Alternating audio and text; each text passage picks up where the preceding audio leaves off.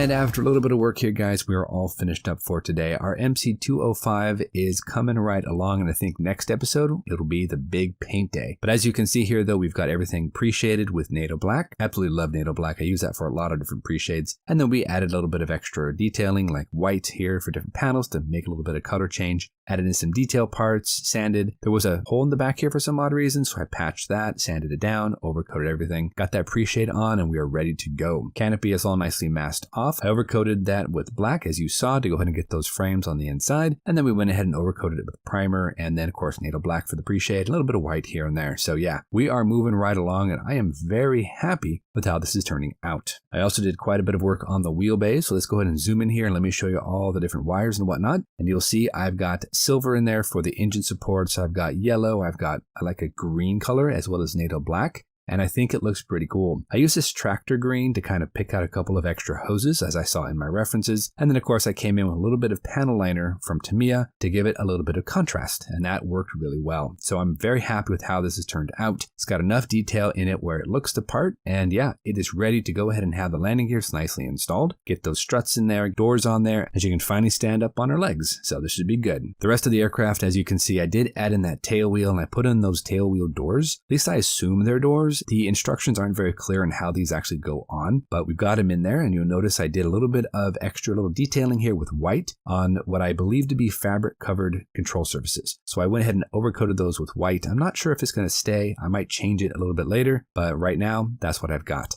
And then of course I did add in a couple of detail parts like this vent right here, and of course this little side siren, I believe it is. So I got that in there. I did not put on the aerial just yet because I more likely will break that off at some point. So we're going to put that on a little bit later. But yeah, stuck on everything else I could think of that's not going to interfere with my basic painting, and I think we're pretty much good to go. So like I said, I think next episode we are ready to come in here and start doing some serious painting because we have to put the colors on there, and yeah, we'll see how that goes. I've got a couple of ideas, and well, we'll see. We are going to go ahead and go with our scheme number 2, and you'll notice it with the white spinner. I did go ahead and fix up that propeller, got the white spinner all nicely laid in there. So yeah, I think we're actually looking pretty good. We are set up for a lot of painting, just a ton of painting next episode. So that's going to be interesting. But we're going to go with this one with the white spinner, just like the look of that. And you'll notice that the demarcation lines between the desert camo and the undersurface color, it's very unique. It actually folds down around the leading edges of the wings and also of the rear tail planes. And of course, mentioning that camo, that's going to be very complicated because we've got the smoke rings on there, and those are going to be tricky. We're going to have to come in there and figure out a way to paint on all of those smoke rings. And there are a lot, and that's going to be tricky. I do have a couple of ideas though. I've been talking to Joe, and he actually has a decal sheet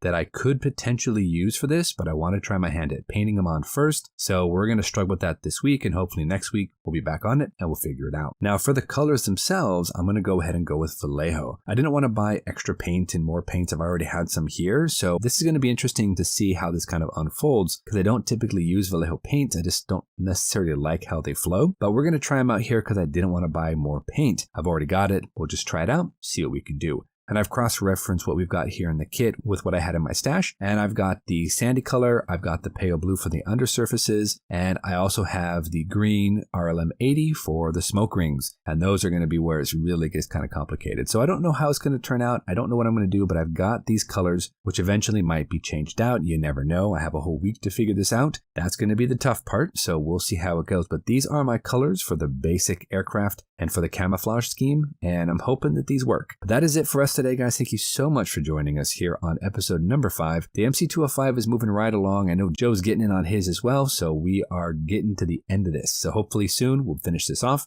and we'll be good to go for the next build.